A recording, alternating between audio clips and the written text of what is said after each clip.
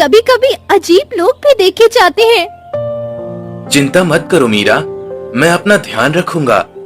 बस आज थोड़ी ज्यादा लकड़ियां मिल जाए ताकि किशन के लिए कल स्कूल की किताबें खरीद सके और उसकी फीस का कुछ इंतजाम हो सके। किशन उनका 8 साल का बेटा था, जिसकी आंखों में हमेशा किताबों के सपने तैरते थे। वो पढ़ना चाहता था और अर्जुन का सबसे बड़ा सपना अपने बेटे को पढ़ाना था, ताकि वो उस गरीबी की दलदल से निकल सके।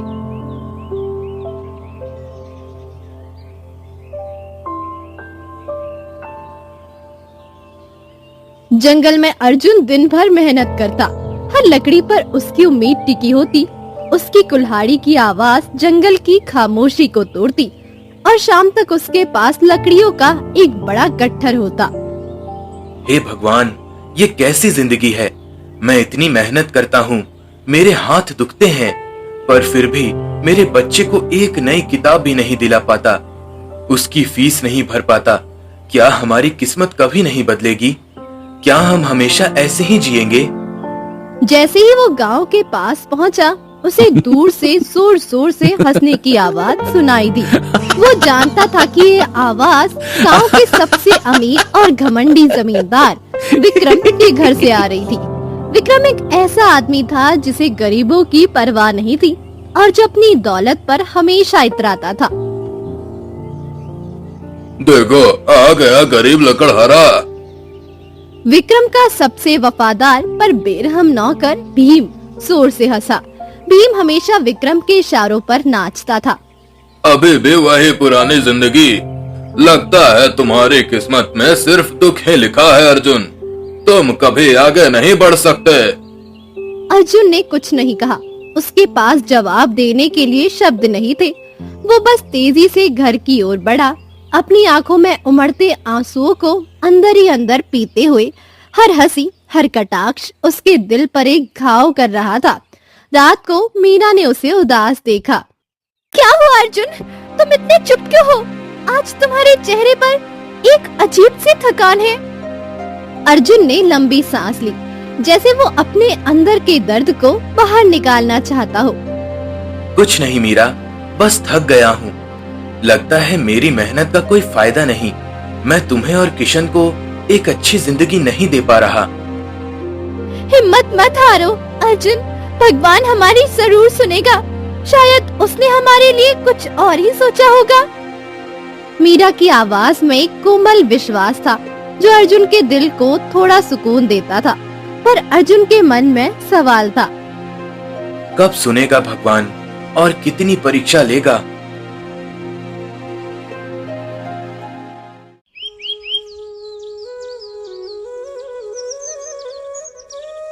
अगले दिन सुबह अर्जुन फिर जंगल की ओर निकला, लेकिन आज उसका मन कुछ अलग था।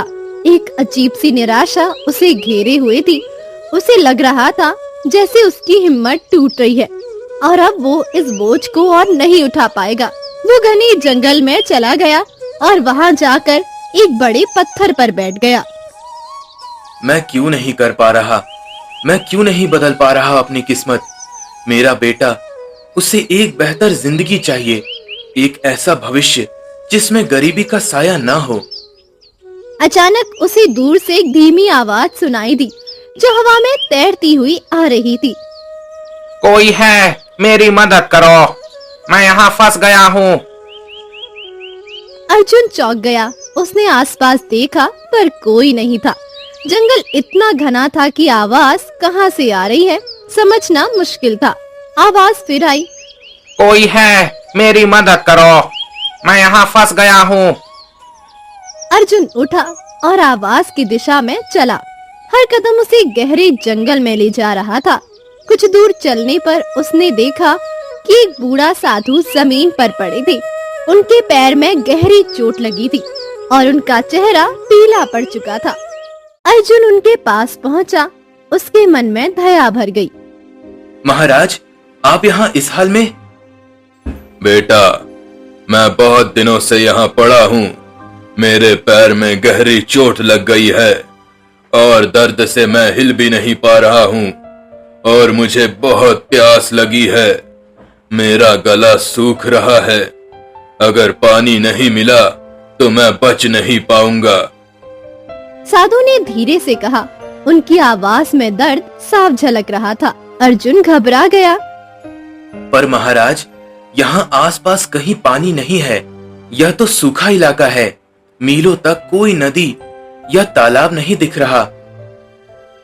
यहाँ से लगभग 1 मील दूर एक छोटी सी झील है। वह झील पवित्र है, पर उस पर एक राक्षस का पहरा है। अगर तुम मेरे लिए वहां से पानी ले आओ तो मैं तुम्हारी मदद करूंगा, तुम्हारी किस्मत बदल दूंगा।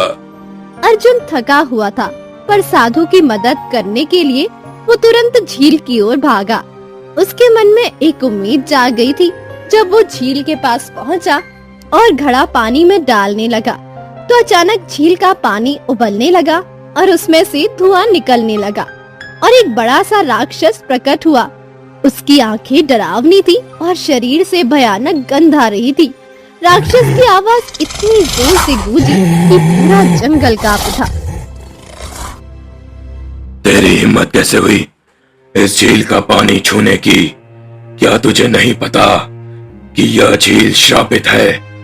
जो कोई भी इसका पानी लेता है वह हमेशा के लिए मेरा गुलाम बन जाता है, मेरी इच्छाओं का पालन करता है। अर्जुन डर गया। उसके हाथ कांपने लगे, पर साधु के लिए उसे पानी लाना था। मुझे माफ करो, मुझे नहीं पता था। मैं बस एक प्यासे साधु के लिए पानी ले जा रहा हूँ। उनका जीवन खतरे में है। मैं इस झील का राक्षस हूँ। अगर तुझे पानी चाहिए तो मेरी एक पहेली का जवाब दे। अगर जवाब गलत दिया तो मैं तुझे हमेशा के लिए यहीं बांध दूंगा। तेरी आत्मा को भी नहीं छोड़ूंगा। या तो बिना पानी के वापस चले जा, तेरी मर्जी।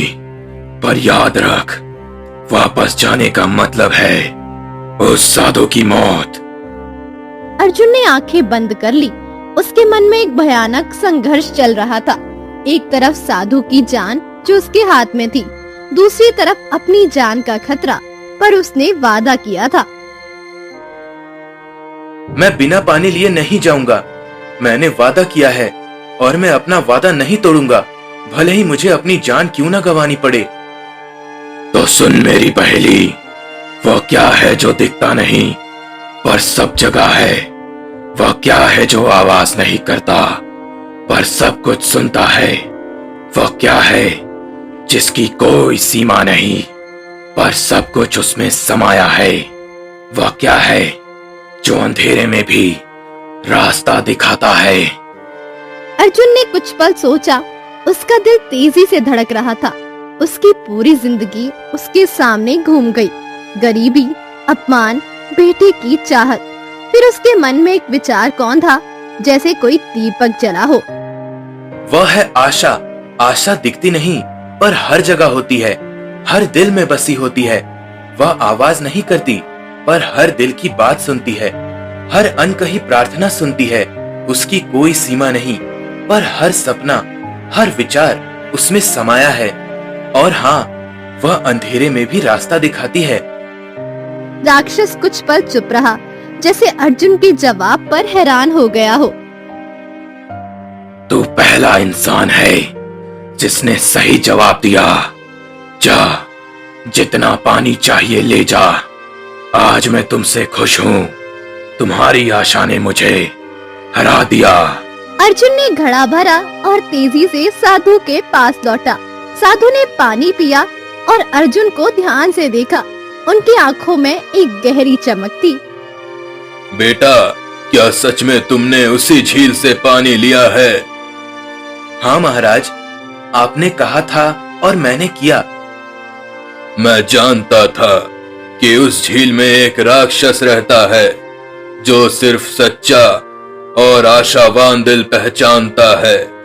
मैं हमेशा लोगों की परीक्षा लेता हूँ, पर तुम पहले इंसान हो जिसने उस राक्षस के पहेली को हल किया और मेरे लिए पानी लेकर आया हो।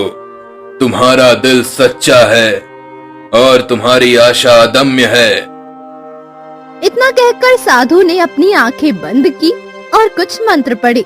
तभी वहाँ रंग बिरंगी रोशनी के साथ एक सुंदर हिरन प्रकट हुआ। उसकी आंखों में एक अजीब सी चमक थी। तुमने मेरी मदद की है, इसलिए मैं तुम्हें यह भेंट देना चाहता हूँ। यह साधारण हिरन नहीं है। महाराज, मैं इस हिरन का क्या करूँगा? मैं तो एक गरीब लकड़हारा हूँ। मैं इसे खिलाऊंगा क्या? इसे अपने घर ले जाओ और अपनी बेटी की तरह पालो इसे। यह हिरन तुम्हारी किस्मत बदल देगा। मुझे पता है तुम अपनी किस्मत से दुखी हो। तुम मेहनती हो, लालची नहीं हो और दूसरों की मदद करते हो। यह हिरन तुम्हारे लिए खुशहाली और सम्मान लाएगा। इतना कहकर साधु गायब हो गए, जैसे वे कभी थे ही नहीं। अर्जुन ने हिरण को अपने घर ले आया। उसके मन में एक अजीब सी शांति और आशा थी।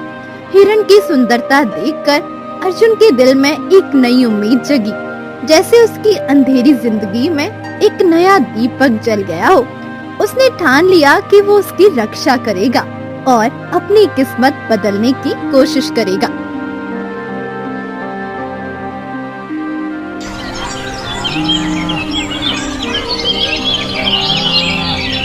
अगले दिन जब अर्जुन लकड़हारे के काम पर जाने की तैयारी कर रहा था, तभी जमींदार विक्रम उसके घर आ पहुंचा।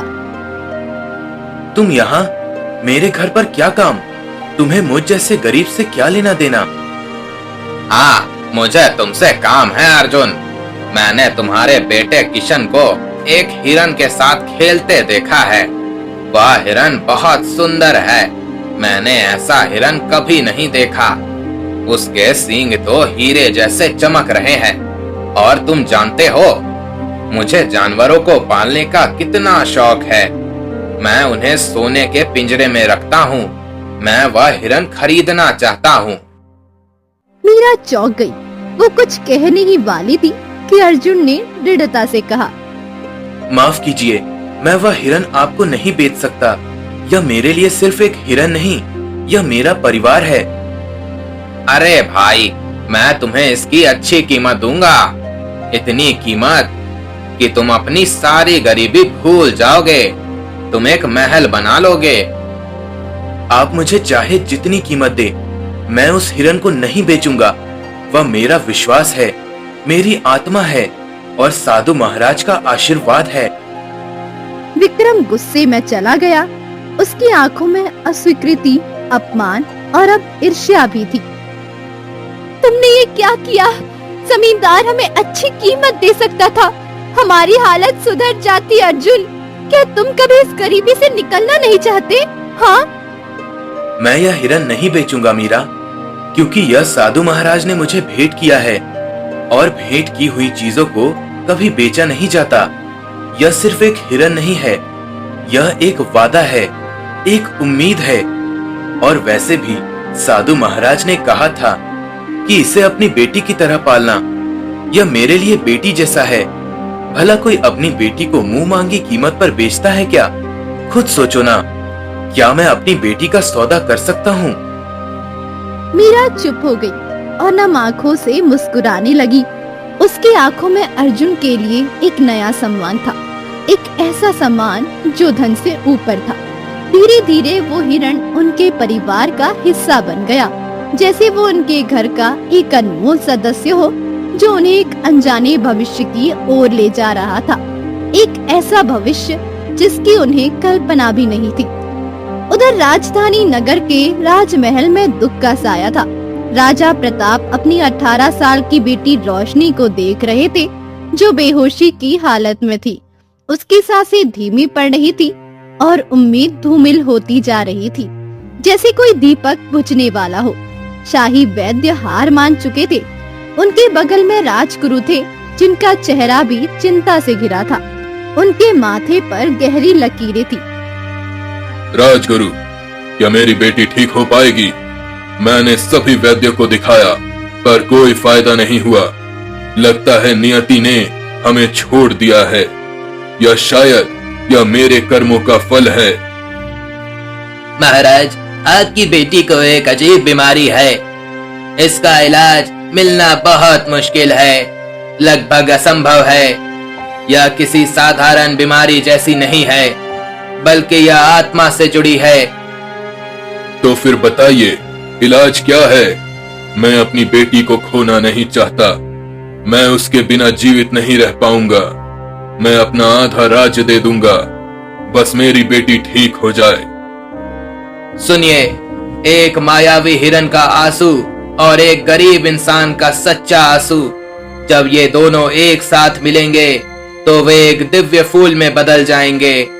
उस फूल से ऐसी शक्ति होगी कि वह राजकुमारी के शरीर पर लगते ही उसे ठीक कर देगी, जैसे वह एक लंबी नींद से जाग जाएगी।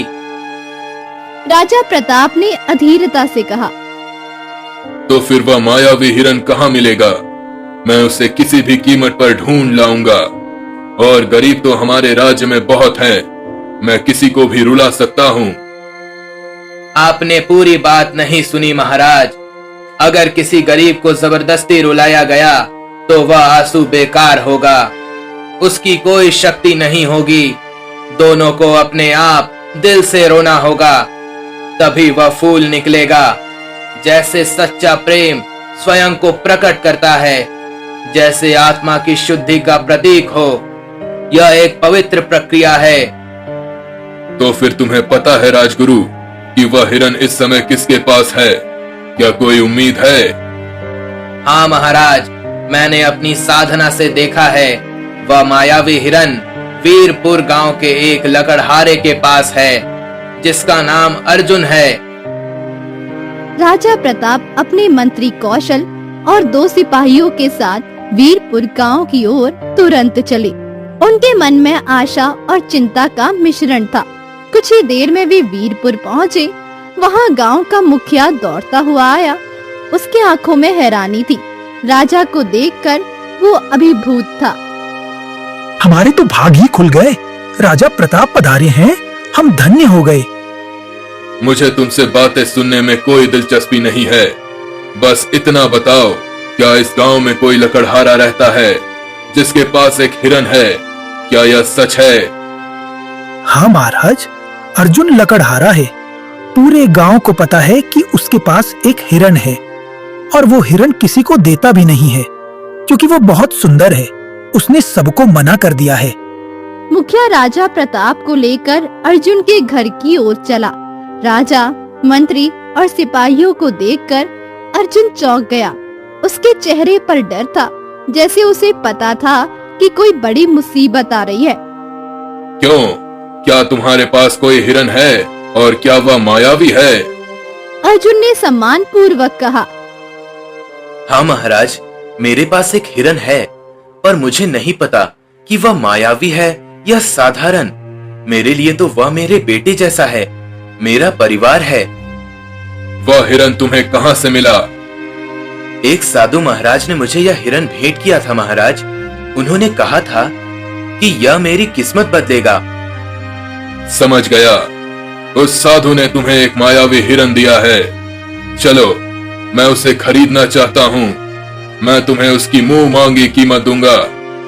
अर्जुन ने दृढ़ता से कहा। माफ कीजिए महाराज, मैं इसे बेचना नहीं चाहता और बेच भी नहीं सकता महाराज।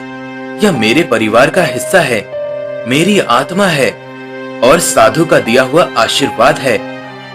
महाराज, ये इतना ही बेवकूफ है कि जमींदार ने भी इसे खरीदने की कोशिश की, पर इसने बेचा ही नहीं।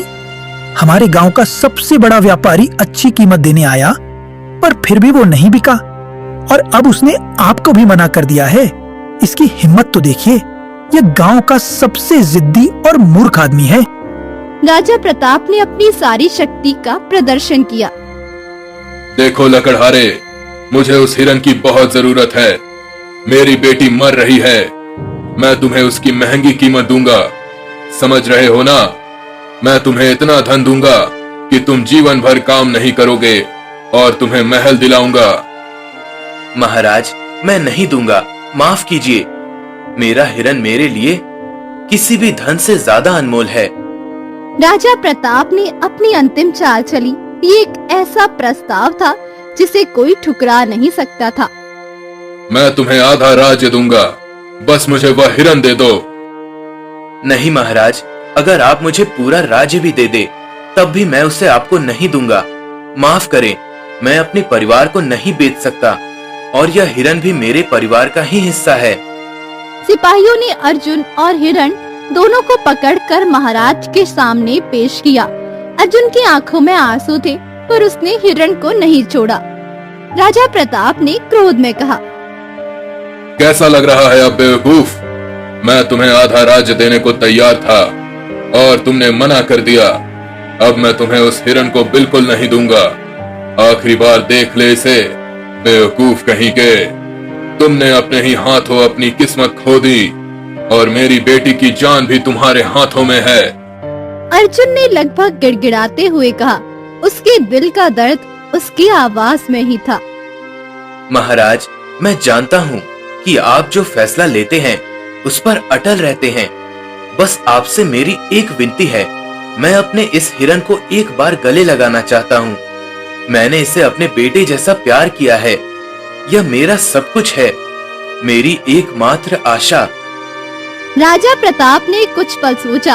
अर्जुन की आंखों में दर्द देखकर उनका दिल थोड़ा पसीजा। उन्हें अपनी बेटी का चेहरा याद आया। जा, तुम्हें इतनी मोहब्बत है तो जा, गले लगा ले इसे। यह तेरी अंतिम इच्छा होगी। अर्जुन ने दौड़कर उस हिरन को गले से लगा लिया। दोनों की आंखों से आंसू बहने लगे। अर्जुन के आंसू उसकी पूरी जिंदगी के दर्द, निराशा और अब हिरण से बिछड़ने के गम का प्रतीक थे, और हिरण के आंसू उसके मालिक के प्रति उसके गहरे प्रेम और वफादारी की गवाही दे रहे थे। जैसे ही वे आंसू धरती पर गिरे, वहाँ एक नीला फूल खिल गया। जैसे किसी जादुई स्पर्श से उसकी सुगंध पूरे दरबार में फैल गई। राजगुरु ने उत्साहित होकर कहा। उनकी आंखों में चमक थी। उन्होंने कभी ऐसा चमत्कार नहीं देखा था। महाराज, यही वह फूल है जो आपकी बेटी को ठीक कर सकता है। राजा प्रताप दौड़कर फूल लेकर अपनी बेटी के कमरे में गई। फूल जैसे ही बेटी के शरीर को छुआ, वो होश में आ गई। उसकी आंखों में जीवन की चमक लौट आई, जैसे वो एक लंबी नींद से जाग गई हो। राजकुमारी मुस्कुराई और राजा प्रताप के आंसू बह निकले। राजा प्रताप खुशी से राज दरबार वापस आ गए। उनके चेहरे पर राहत और कृतज्ञता का भाव था। मुझे माफ कर दो अर्जुन, मैंने अपने पुत्री के प्यार में अंधा होकर तुम्हारे साथ अन्याय किया। तुम्हारे आंसू सच्चे थे, उनमें कोई बनावट नहीं थी। अब मैं समझ गया कि तुम कितना सत्य बोल रहे थे। तुम्हारी आत्मा कितनी पवित्र है। तुमने मेरी बेटी को जीवन दिया है। तभी वहाँ साधु महाराज प्रकट हो गए। उनके चेहरे पर एक शांत और ज्ञानी मुस्कान थी, जैसे वे इस पूरे नाटक के सूत्रधार हो, जो नियति को नियंत्रित करते हैं। महाराज, यह गरीब लकड़हारा किस्मत का मारा है, लेकिन इसका दिल सोने का है। उस हिरन को मैंने ही इसे भेंट किया था और मैंने कहा था कि यह उसकी किस्मत बदलेगा। मैं जानता था कि आपकी बेटी का इलाज उसी मायावी हिरन से होगा, लेकिन वह तभी संभव था जब हिरन पालने वाले की आंखों से सच्चे आंसू निकले, और सच्चे आंसू केवल सच्चे इंसान के निकलते हैं, जो निस्वार्थ प्रेम करते हैं, जो अपनी आत्मा से जुड़े होते हैं। अर्जुन, तुम्हारा काम पूरा हुआ, और जैसा कि मैंने कहा था, यह हिरन तुम्हारी किस्मत बदलेगा। अब समय आ गया है, तुम्हारे त्याग और प्रेम का फल मिलने वाला है। राजा प्रताप ने अर्जुन की ओर देखा। उनकी आंखों में कृतज्ञता थी, जो शब्दों से परे थी। अर्जुन, हम तुम्हें बहुत सारा सोना देते हैं। तुम्हारी वजह से हमारी बेटी ठीक हो गई है। हम तुम्हारा यह एहसान कभी नहीं भूलेंगे। महाराज, आपकी मेहरबानी है, पर कृपया करके मुझे यह ना दे। मेरा असली धन मेरा परिवार और मेरा हिरन है। मैंने कुछ पाने के लिए यह नहीं किया।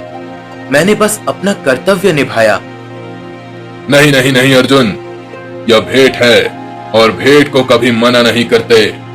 आज से तुम मेरे राजमहल में मेरे सलाहकार बनकर रहोगे और मेरे खजाने की देखरेख का काम तुम्हारे कंधों पर होगा। तुम सच्चे इंसान हो और मैं तुम्हें सबसे विश्वसनीय पद पर चाहता हूँ। और हाँ, जिस गांव में तुम रहते हो, आज से तुम उस गांव के जमींदार हो। वह पूरा गांव अब तुम्हारा होगा और तुम वहाँ न्याय और समृद्धि लाओगे। अर्जुन ढेर सारी दौलत, सम्मान और अपने प्रिय हिरण के साथ अपने घर वापसी की राह पर निकला। ये उसकी मेहनत, ईमानदारी, निस्वार्थता और सच्चाई का अनमोल इनाम था। इस तरह एक सामान्य लकड़हारा अपनी मेहनत और प्यार की वजह से अपनी किस्मत बदलने में कामयाब हो गया। उसका जीवन अब पहले से कहीं ज्यादा खुशहाल और सफल था और वह अपने गांव के लिए एक मिसाल बन गया। एक ऐसा व्यक्ति जिसने अपने सच्चे दिल से नियति का